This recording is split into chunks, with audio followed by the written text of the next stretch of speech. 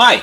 Previously I published two videos about this particular door chime. This is the late 1930s NuTone two-note door chime that was designed by Lowell M. Alexander of Cincinnati, Ohio for the NuTone company, NuTone Chimes Incorporated. Today we're going to disassemble it and I'm going to service and repair it and make it work again so we can all find out what it sounds like. Go ahead and take the cover off. We'll put that aside for right now.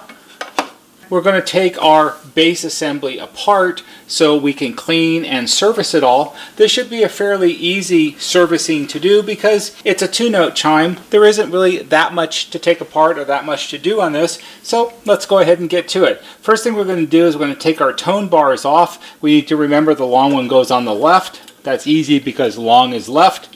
And if you take these nuts off, now, you can't lose anything when you do this, so you need a container to put things in. I like the little aluminum cups.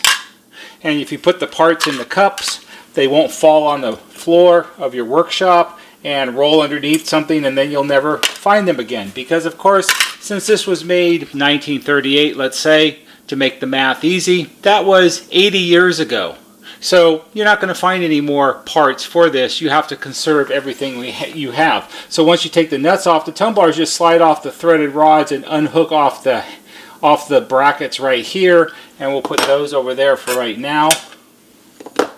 And once you take the tone bars off, then you can actually access the solenoids and the plungers. And the top plunger here, it's just going to slide out. And we'll remove the spring. We'll talk about the springs as we get to that part. These plunger assemblies have wooden tips on them, so they are extra fragile, and if yours are in good shape and are all original, you don't want to do anything that's going to damage the wooden tips, because then you'll have to fashion new ones. And as you can see, they're quite long. They're probably about 1.25 inches long, plus the amount that goes down inside the end of the plunger, and making something like that would be kind of tricky, so let's not break those. This one, to remove it, you have to unclip the spring out of the groove in the end of the plunger, so let me get something to do that with. Here in the close-up, you can see this is the top plunger assembly with the spring, and here on the end of the plunger is a groove in the metal rod, and the coil of the spring at the very end is a smaller diameter than the rest of the spring, and it fits into the groove in the plunger to help hold it in place so it doesn't pop off. So to remove one of these, you need a small screwdriver, and you very carefully have to find the end of it and then pull the plunger down a little bit, and then carefully with the small screwdriver work the coil of the spring out of the groove and turn it until you get to the larger diameter part of the spring, and then you can slide the plunger down and the spring comes off. Now, in all of the chime videos I have ever made, I have talked about the springs and how easy it is to lose the springs.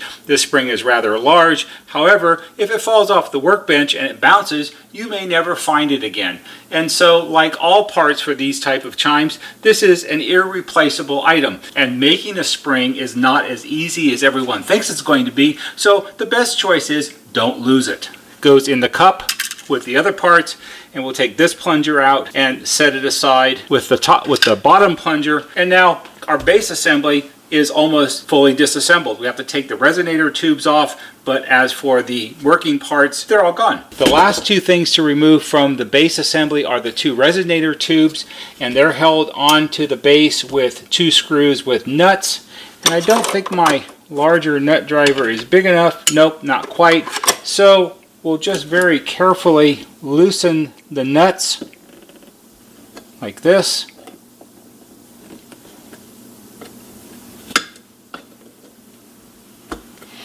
And then if you reach inside, you can hold the head of the screw. We'll put our nuts in our cup so we don't lose them. I'm kind of surprised there's no washers. However, there are marks in the paint of where there probably were washers at some point, so maybe someone has had this taken apart before. And when we put it back together, we might put some star washers on them just to make sure the nuts don't come loose. So there's our base assembly. We will get to cleaning the electromagnetic coils in a bit, but right now we're going to focus on our brass tubes. I think that these seriously need to be polished, and I have started polishing this one in a previous video, and that's what I'm going to do now. I think the other sensible thing to do is there's these screws and nuts here that help attach it to the base, and this one here where the tone bar fits over it, and I'm going to take those off also because it'll just make the polishing easier. So if we loosen this,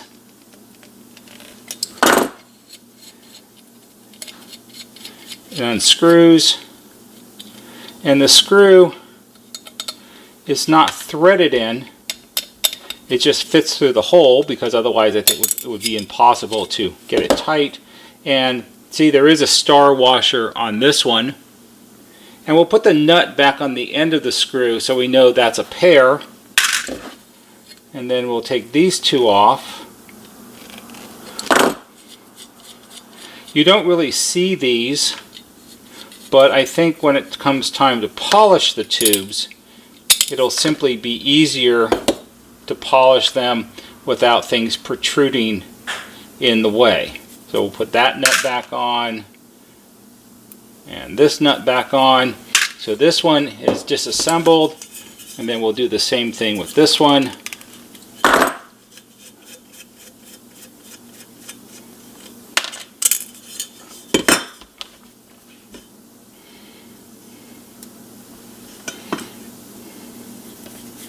And this one has some debris inside of it. It is the remains of a moth. How about that? It's a vintage moth. This moth could be from 1940. It's a pre-war moth. How about that? You never know what you're going to find when you take things apart sometimes. I remember once I did an intercom upgrade job in a house in an older neighborhood near us. The house was built in the early 1960s, and it had a NuTone intercom system. And as I was going around replacing all the room stations, I had to enlarge the openings for the new room stations.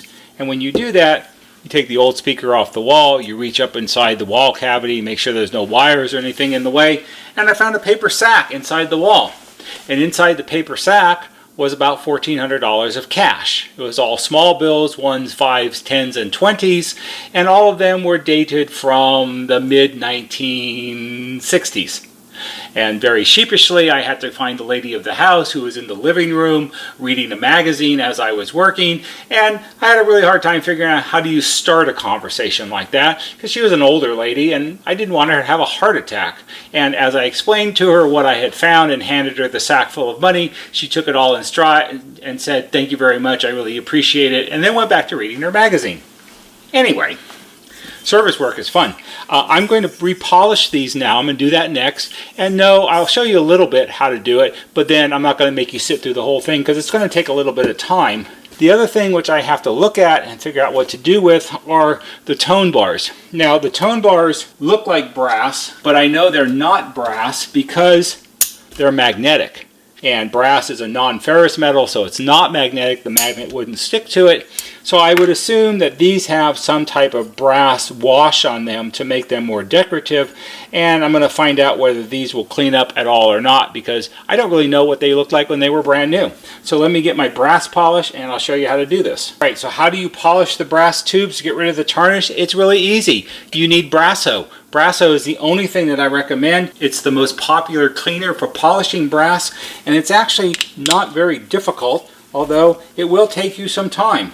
They're not quite as long as long tube chimes to do, so it'll probably take more than an hour to do each one. And all you do is put some Brasso on a rag, and you pick a spot to start, and you start rubbing.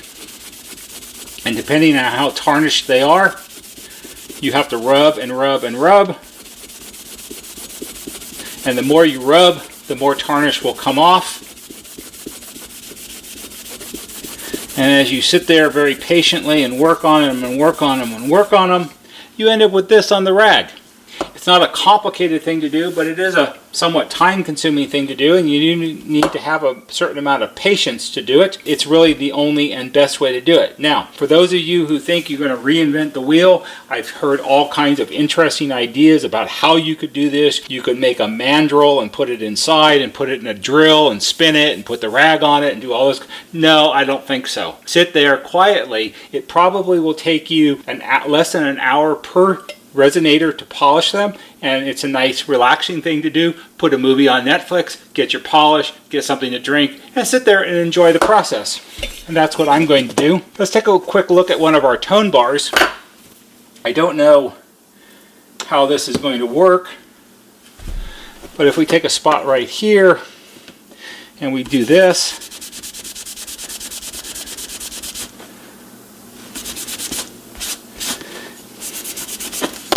it seems as if it might come clean, or it could also wear away. If it's a brass wash, I think it might wear it away, which is not very desirable. So that can go on the inside for now. What I think I'll do with these at the moment when I get ready is I simply will wash them with warm soap and water to get the dirt off of them. It won't affect how the chime functions. And then perhaps what I'll do is look into if there are companies that can redo the brass wash on them to make them look new again. And that would be a cosmetic improvement. But I don't think the brass polish is going to work on this, because I think it's just going to wear it away and expose the steel underneath, and that's not really the look that we're going for. Anyway, I'm going to stop the video now. I'm going to sit here and watch a movie and polish some resonators, and when they're all done, I'll be back. Hi, I'm back. I've finished polishing our resonators, and you'll see more of those in a little bit. Cleaned them all up. I put the attaching screws and nuts back on, and we'll put those aside for right now. I did wash the tone bars also, but I think they need to be recoated at some point, purely for cosmetic reasons, not so much for what they will sound like. And now we're going to deal with our plungers. So we have our two plungers, our second door plunger, which is 1 note, and our front door plunger, which is 2 notes. Now, the top door plunger has this unusual spring arrangement. It's got a spring and a washer and another spring, and I'm pretty certain that this is not original. Probably the original spring was either lost, because how often does that ever happen? Oh, all the time. Or maybe it broke or something happened to it. So we're not going to reuse that, because that's not original. I will save it, because it might come in handy one day for something. And if we can get this off of here, like this. It's always hard to see, and you have to get the spring out of the groove, and I'm pretty sure this is not the original spring, because it's much too heavy of a wire, and it's sort of bent around where you can see they tried to make it fit into the groove. So if I can just get the end out, we can slide it off and we'll be in good shape. Both of the springs off. I was fortunate because this is the spring that came off the second plunger, and I actually looked around in my parts, and I actually have a spring that's a matching spring for the top plunger. So that's what we're going to install on the top plunger. You'll notice that the second door spring that was on the chime when we took it apart, it seems a little larger, because I think it's been stretched out some, probably when people have been having a go at this.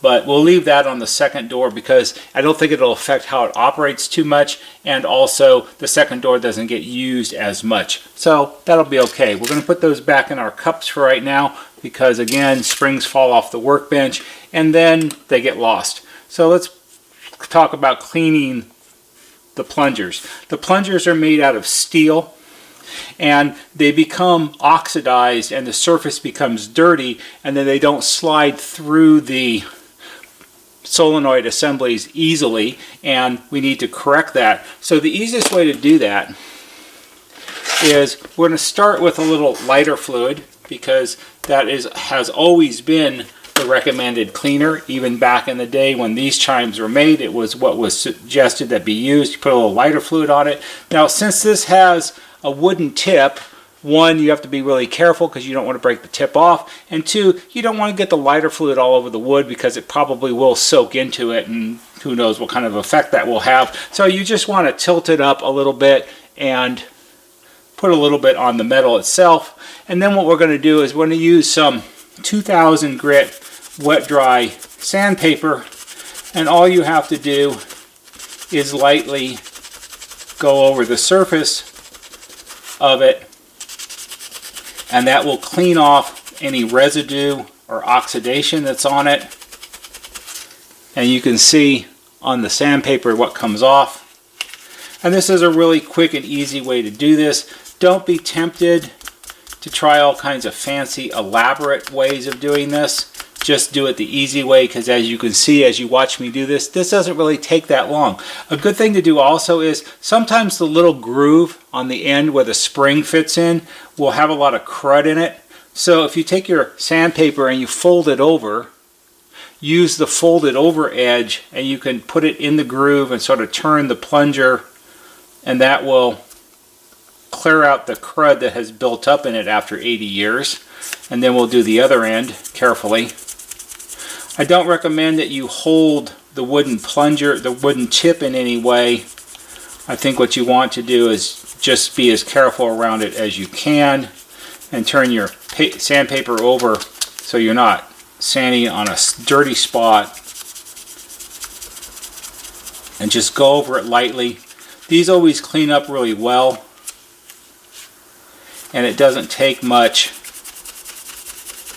to get them back in good shape. And that's really all that you need. Now it's shiny, and then we'll just, any residue, we'll put a little bit of lighter fluid on it, wipe it off, and set it aside. So now I'm going to do the other one. Next step is to clean the solenoid. So inside the center of the solenoids, which are just basically electromagnetic coils, there is a brass tube, and the plunger slides through the brass tube like this, and it has to slide very freely because they're not super powerful, and it all has to work easily. So what you do is you get your 2000 grit sandpaper and you cut a little strip of it like this, and then you need something that will fit into the center of the bore properly, and usually you would use a pencil, which I've shown in other videos. However, it seems that these really early NuTone chimes, the diameter of the core of the solenoid is smaller than a pencil, so that's not going to work. So I found a drill bit that seems like it should be the right size, and what you do is you take your 2000 grit wet dry sandpaper and you roll it around the drill bit to sort of shape it, and then what you do is you roll it up with the off the drill bit like this. You insert it into the solenoid tube carefully,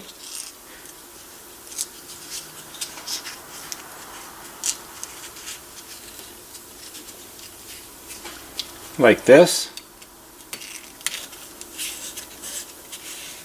and you want to make it longer because you're going to hone the inside of it, so that way you're covering the whole length of it. And then you can put your drill bit end in the shank, and you simply turn it and move it back and forth, and turn it and move it back and forth. And if you withdraw it a little bit, you'll see there's brass residue on the sandpaper. And this isn't terribly complicated to do. The other thing you could do to help lubricate it a little bit is you can put a couple drops of the lighter fluid on it, which is, again, the traditional way of doing this. And that will help dissolve any residue that's built up in there, because there will be some. And basically you just work at it carefully.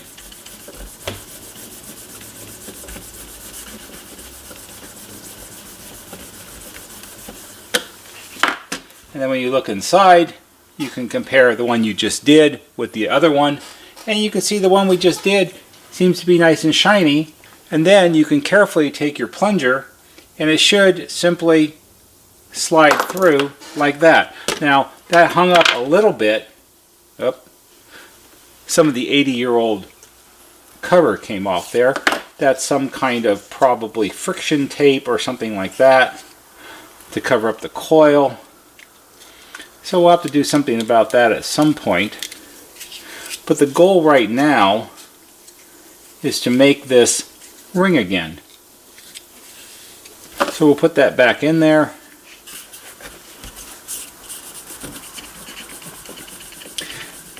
And we'll work on it some more.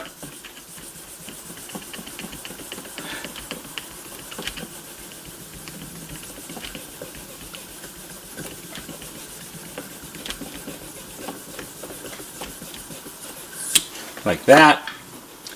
And then what I like to do is I take a little piece of cloth and we'll put a little lighter fluid on it, because if there's any residue, any brass filings in there, any little bit of amount, we want to get those out if we can, and then we'll just sort of stuff it in there and wipe it out, and you can see how it's dirty now.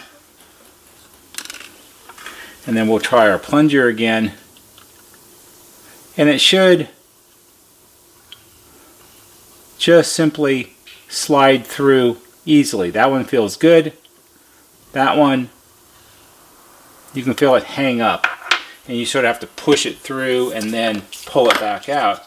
So sometimes you can use the same piece of sandpaper for more than one, but since sandpaper is inexpensive, I made two. So we'll roll up the second one.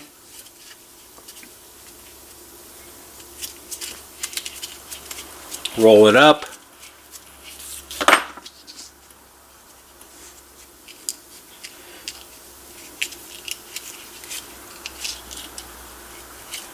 Fit it in the tube.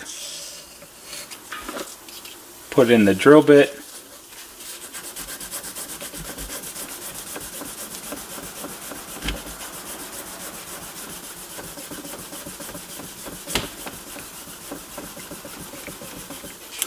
And we'll put a little lighter fluid.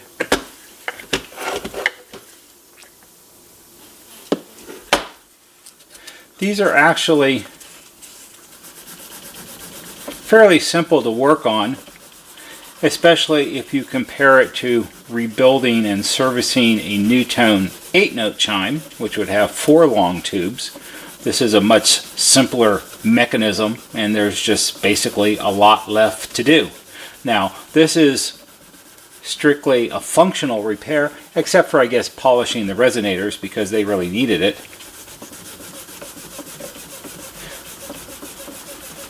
This is what I refer to when I talk to people on the phone as what we do is what I call practical chime repair, which is we are not doing a 100-point restoration.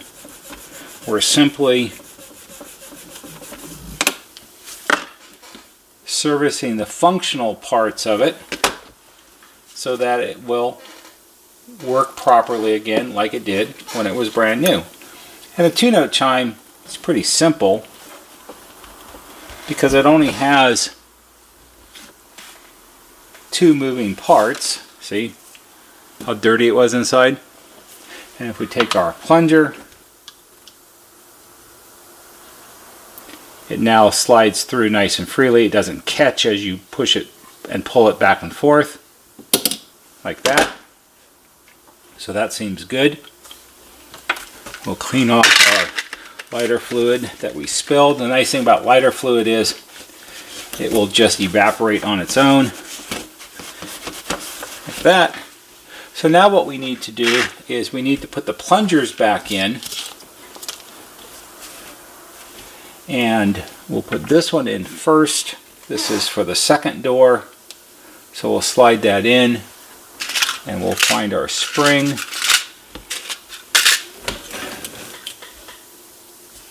And we'll put the spring over it. And then what you have to do is you have to work the small end of the coil into the groove. That one snapped in nicely.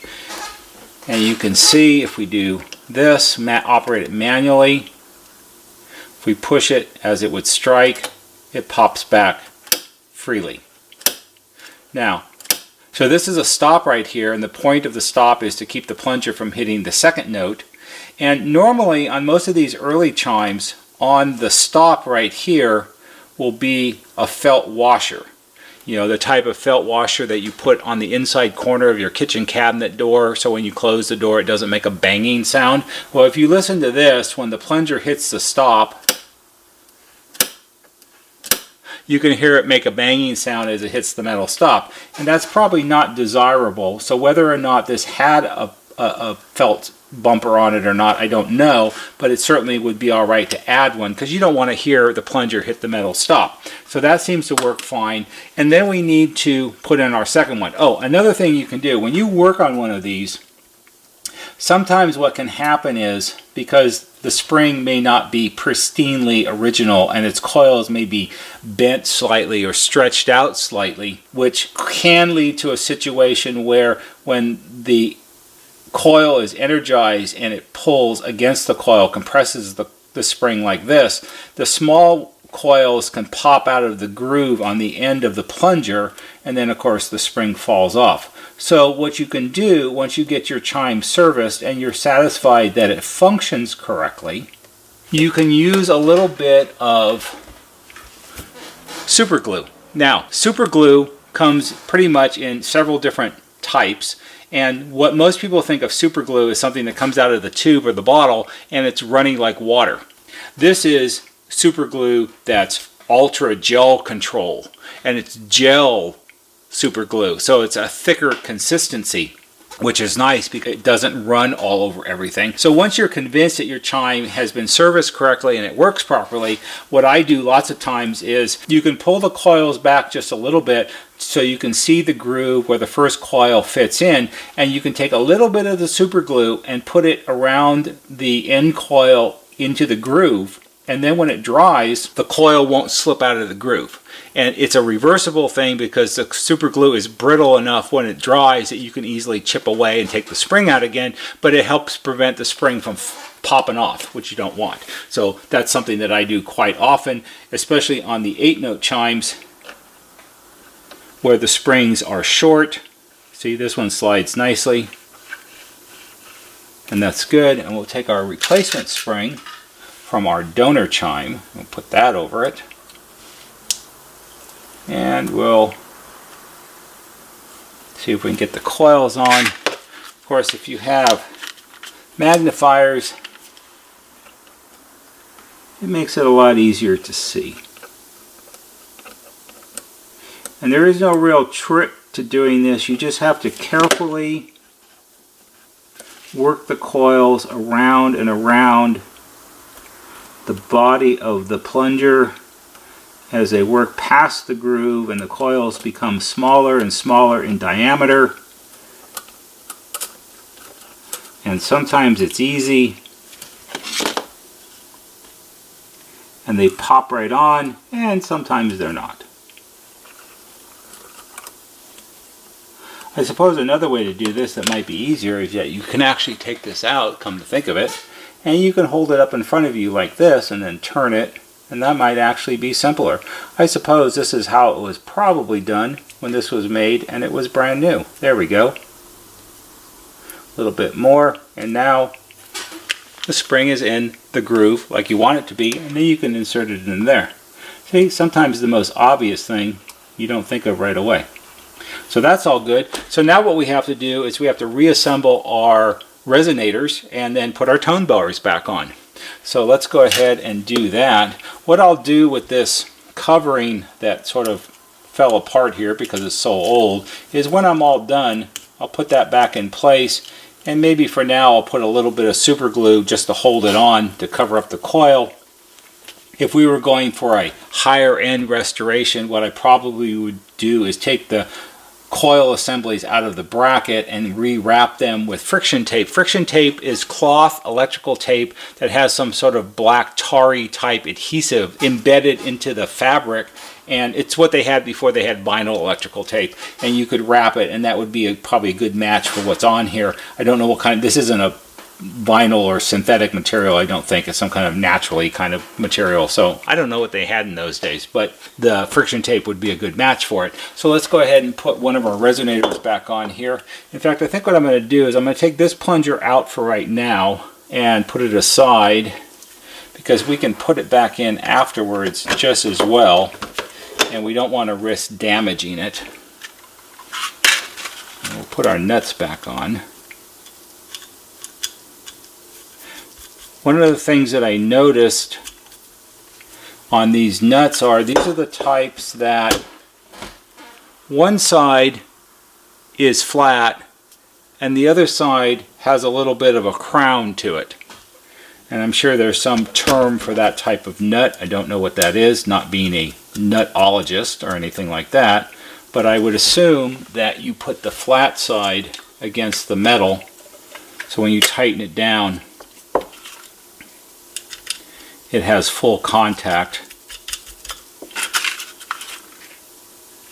And no, I didn't forget about the star washers, but I looked and my star washer supply is a little low at the moment, and I don't really have the ones that are the right size that I want. So I'll have to pick some more of those up at the hardware store.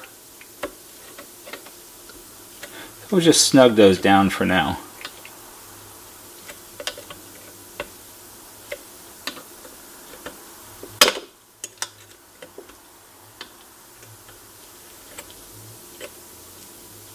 Like that. So there's our resonators back in place as they should be. Now we're going to do something with our tone bars. So here's our tone bars, and originally when I got this chime there was some type of plastic sleeve in this one and there was nothing in the bottom one. And the way these are supposed to be suspended is on the patent information says foam rubber washers. Well, we don't really have foam rubber washers nowadays, but what we do have are some really nice and appropriately sized synthetic rubber grommets. And I looked and looked and I measured the holes and I measured the thickness and compared it with other chimes and found some grommets that seemed to be the right size. And all you have to do is put the grommet in the hole, which is pretty easy, like this. And the point of the grommet is to hold the tone bar securely to the chime, but still giving it some flexibility, so when the plungers strike it, it's not firmly attached as if it were a nut and a washer, because if you did that, according to the patent information, it would make a jangle noise, and we don't want any jangling in our chime, I don't think. So now we're going to put these back on, so we'll put our plunger back in. And the long one goes on the left. Remember, long on left? Like that. And I cleaned the little brass nut caps. Like this. In fact, I'll tell you what. I'm going to take this one off. I'm going to turn it over this way. Like this.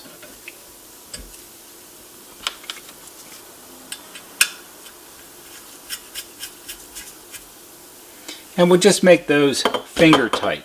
Now it's kind of interesting because you can see here there's a little black spot. I believe it lines up with the tip of the plunger. So after all those years of being struck, it's made a mark on it. So now our tone bars are back in place. We've cleaned our solenoid assemblies and we've cleaned our plungers, and we're almost done. The next thing I have to do is have a base to mount this on so we can wire it up and see what it sounds like. Oh, but wait, first we have to do something with the cover, don't you think? Let me get the cover and let's talk about that. Here's our Model B cover. It's in the brown finish. It has our Torch of Life motif in the center, and I've determined that the Torch of Life symbol is actually not solid brass. It is some type of other metal because, once again, it's magnetic. So it probably has a brass wash on it also, like the tone bars do, and we're not going to fool around with that because we don't want to wear any of that away. The cover is obviously dirty because it just is. And also, it has a few little spots where it's got some paint on it, especially on the edge here, where people have gotten paint on it when they painted the wall. Why they didn't take the cover off is kind of beyond me. So we want to be careful with this because we don't want to damage the finish. In today's world, Some people like things that are 100% restored, just like new the day it was made, or even better. But some people prefer it to be more authentic and maybe a little bit what they refer to on the TV shows as being a little bit sweaty. You know, where it's more original, it shows its age and that it had a previous life. So all I'm going to do to this is I'm going to very carefully just use some citrus-based cleaner, and I'm going to very carefully use a brush and a rag to clean the exterior, and I should be able to very carefully remove the paint from the edges. So I'm going to go do that and then I'll be back. Okay, so I've cleaned the cover carefully. Some of the paint, the white paint that I showed you, it didn't really want to come off because I think it's probably oil-based paint and it's pretty well stuck on there. I decided that it wasn't worth the risk of damaging the brown finish. Just to get the paint off, it probably would make more sense, since there isn't very much of it, to just find some matching brown paint and maybe touch it up a little bit if that matters to someone. So I cleaned the cover, I just washed it. It was fairly dirty, and I mounted it on our Chime testing base, and I have it hooked up for front door and rear door. I have it powered up from the appropriate voltage on our bench power supply, and now everybody gets to hear what a 1938 NuTone 2-note Model B door chime sounds like, designed by Lowell A. Alexander. So let's go ahead and ring it. That's the rear door and the front door.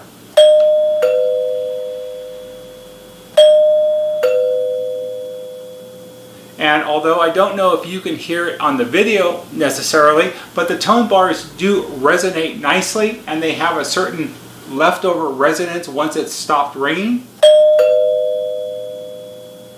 And they carry on for a nice amount of time, and it has a very pleasing sound to it. So that's what it would have sounded like in 1938 if you had had one of these installed in your house when it was built new.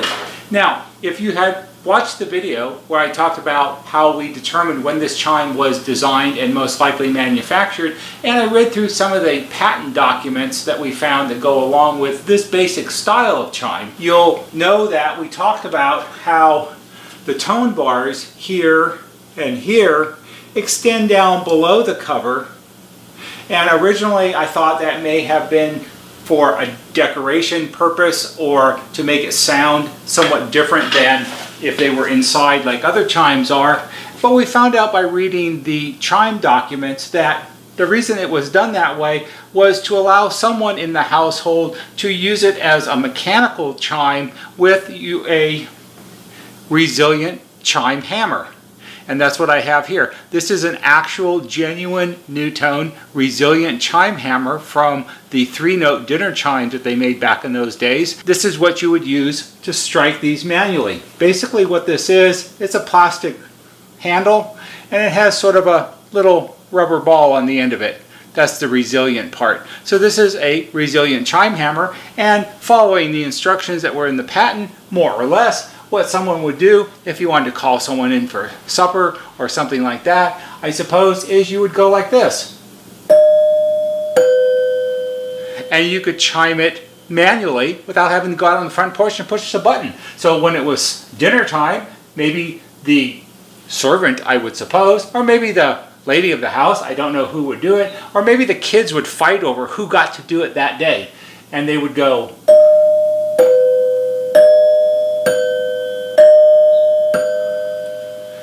and everyone knew it was time for dinner. How about that? How great is that? I think that's something that we should bring back today, and people should chime their family in for dinner, don't you think?